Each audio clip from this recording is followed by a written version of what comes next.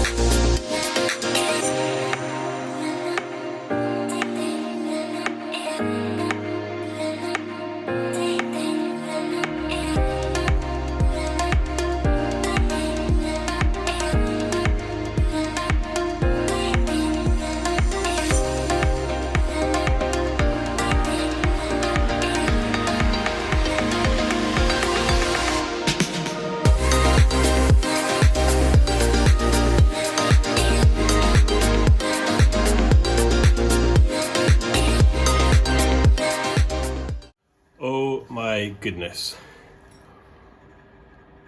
that is the most insane attempt at changing discs and pads I've ever had.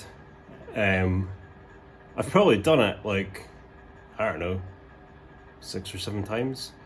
Sometimes it can be quite difficult to compress the piston back into the caliper, but not that difficult.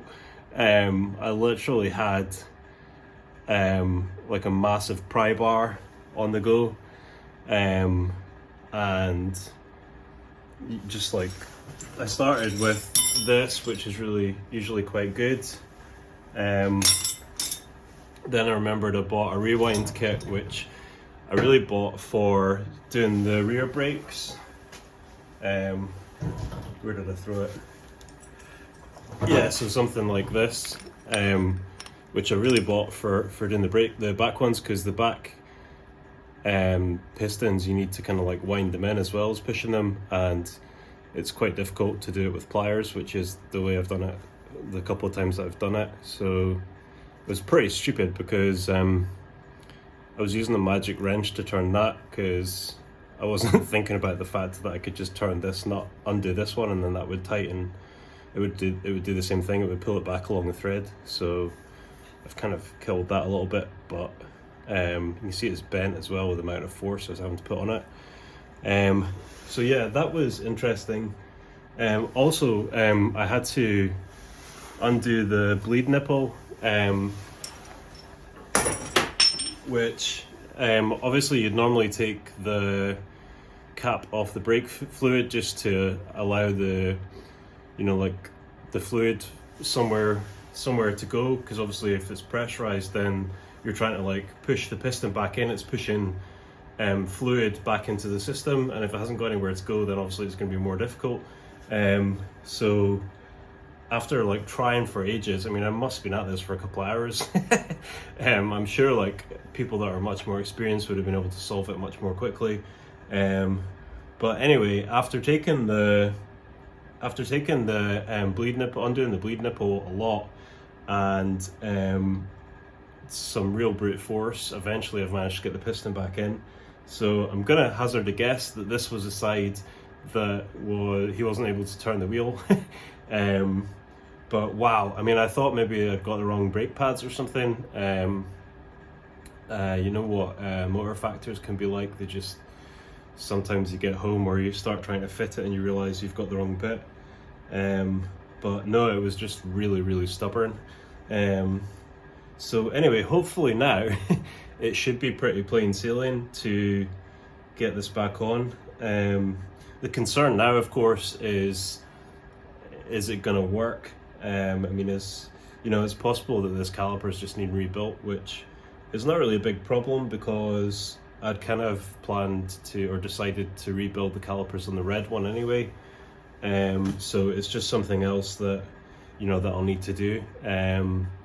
But basically I'm gonna build it back up and put the new disc on it and the new pads, and I'm gonna do the back brakes and start having a look at the front ones.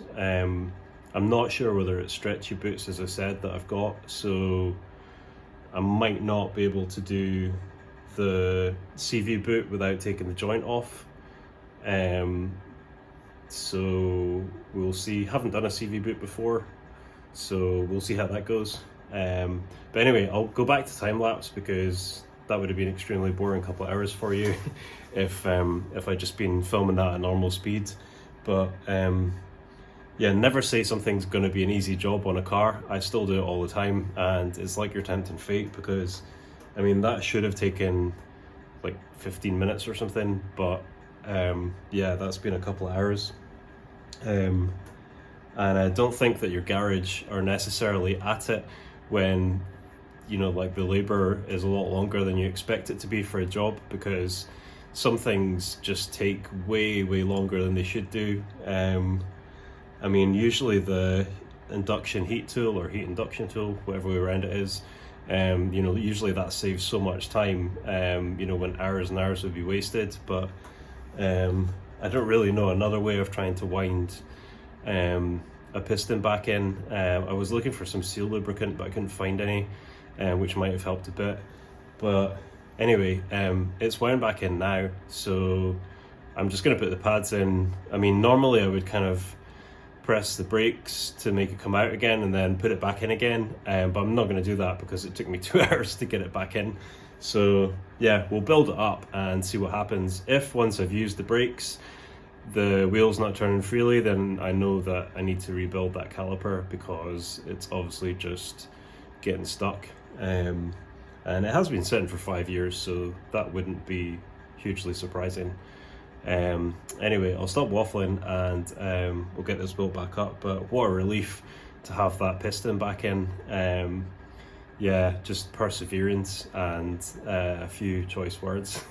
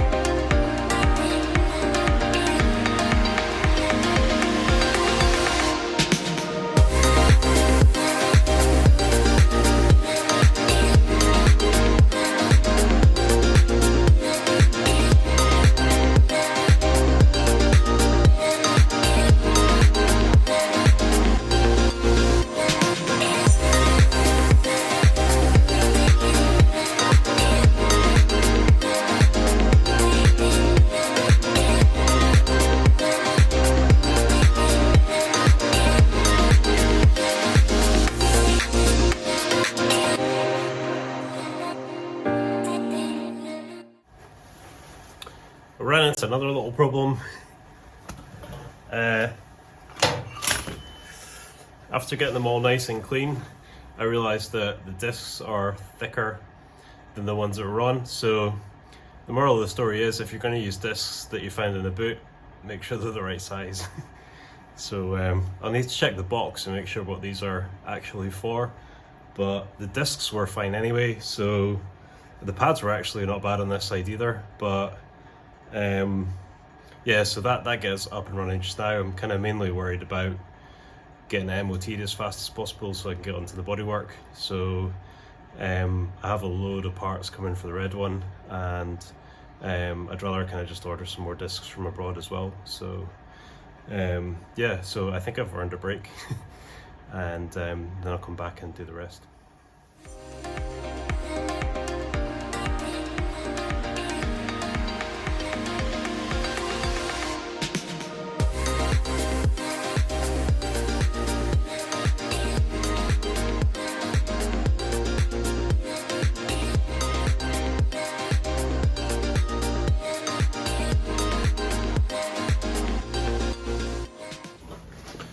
Well, that definitely went a lot more smoothly than doing the front brakes on this side, so that's great. Hopefully the other side will be just as easy, and then we can get cracked on to the front. So obviously on the front and the other side we're going to do the pads because we've got the wrong discs, but that's the one that we also need to do the CV boot on as well. And I do remember I need to put a clip on this side. So yeah, let's get cracked on with the other back ones, and then we'll get straight onto the front. I just had a thought. I was kind of thinking of somehow trying to change the rear subframe bushes with it still sort of on the car. Basically because I've never disconnected brake lines before, which I don't think will be rocket science, but I think potentially if you start moving things about, it might create a leak, which I'm then going to have to solve. So that's like potentially creating another problem.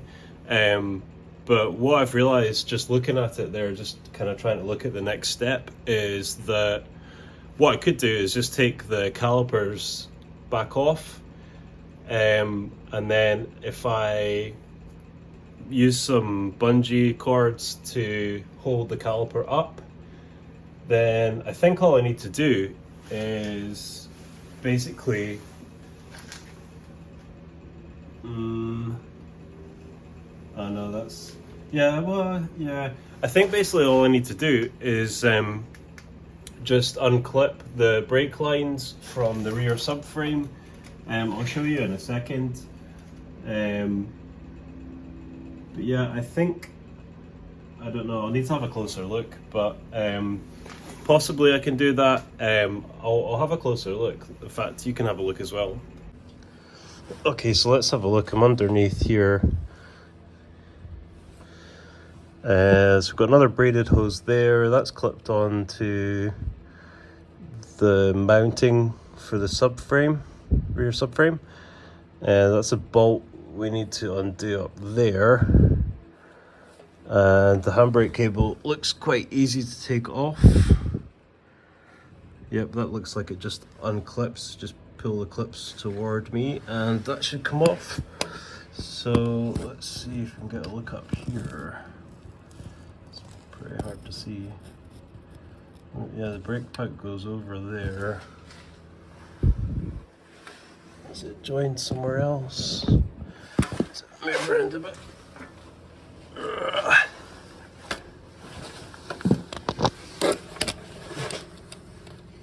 So you've got that bend there, and then it's joined.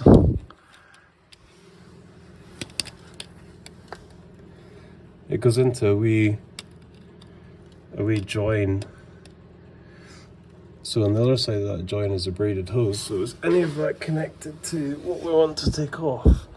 I don't think it is. I don't think it is. Okay, so assuming that I'm correct,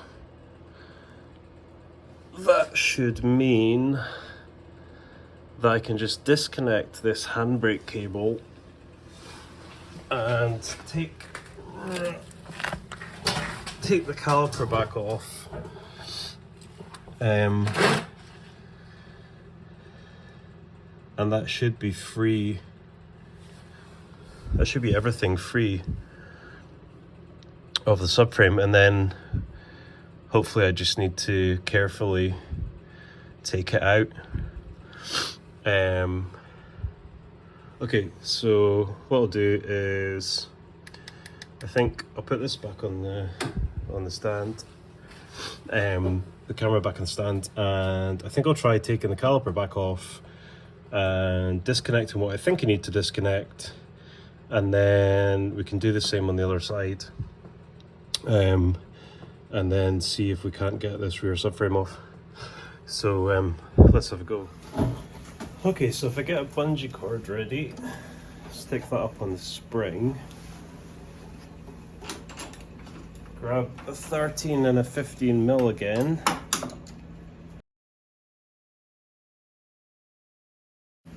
alright, so that's the caliper loose, or free.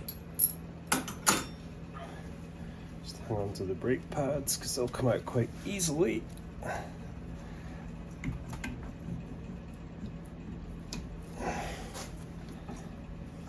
Okay, stick them up the side.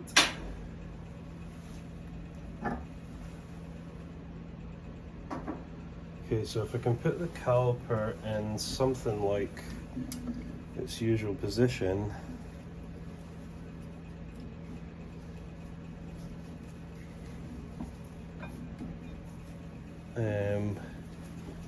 but not that way.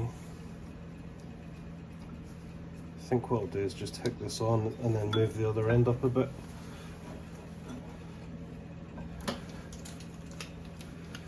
So I'll just move that up a bit higher. That'll be easier. Okay, so I would say that's pretty close to, yeah, it's pretty close to where it would be. I'm trying to keep it in like roughly the same position because like the idea is that it's not going to put any stress on anything.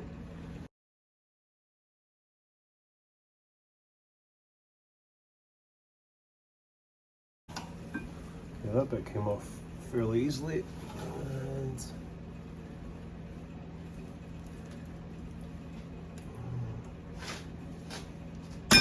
whoa, okay, that came off fairly easily. So now I need to, I'll move you a bit closer. So yeah, it was just this bracket at the back. You can't see too well. So now what I'm going to do is there's a cable tie holding this brake pipe on because the original clip is broken. Okay, so I'll cut this cable tie. Good. Okay, that's good. So yeah, that's the bit I was most worried about, was the brakes, the brake line. Then there must be some material that it goes over, otherwise it would just move like that. So I think it's just the two bolts that are holding it in. So that means that, or that should mean that the the brake pipes aren't going to be a problem. And if we look at the handbrake line or cable, that's just clipped in at the back with tension. I don't know how stiff it's going to be. So if I try to, does that move again? It moves that way. Okay, so that's perfect. So if we push that down at the same time as pulling that out, which I'm probably going to need some pliers for. was going to say use vice grips to hold this clip in, but I'm not sure if it's going to work. Maybe.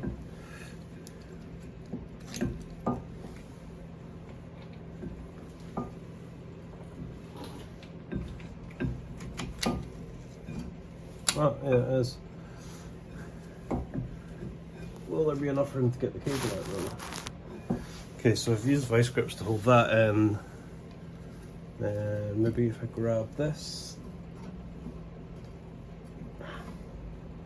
Oh, close, it's close. I was close. Oops.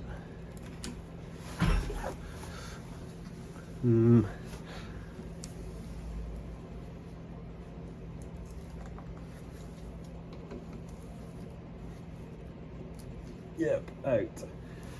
Okay, so that's good.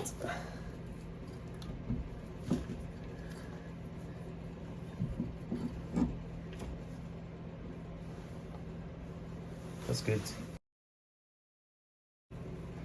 I'm not sure how this is supposed to come through here. I think that boot probably just pulls over there. I mean, I don't really know, but you could imagine if you warmed it up a bit, you could pull it over that. Maybe it's on, I don't know. Anyway, I've already broken it, so I think I'm just gonna cut that off because I need to replace it anyway.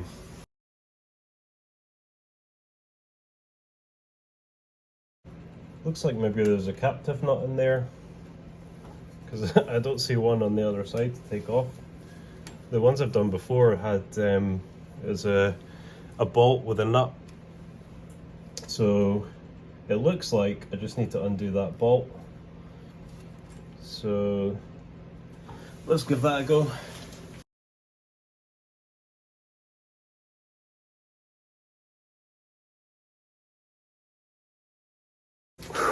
Yeah, that's just spinning. So plan B is to disconnect it from the top. So I'll have a go at that and see how we get on. But you get the gist of what I'm doing, so I'll put it back on time lapse so I don't bore you too much. It's 20 minutes before I cut it. So yeah, I'll disconnect it from the top. I will go and quickly Google it and just check that I'm right about it being a captive nut, and I mean I can't see where there is another nut, so I will just double check that. But if it is and it's just spinning, then I could spend hours trying to get that out. So the best plan just now is just to disconnect it at the top. So yeah, we'll give that a go, see how we got on.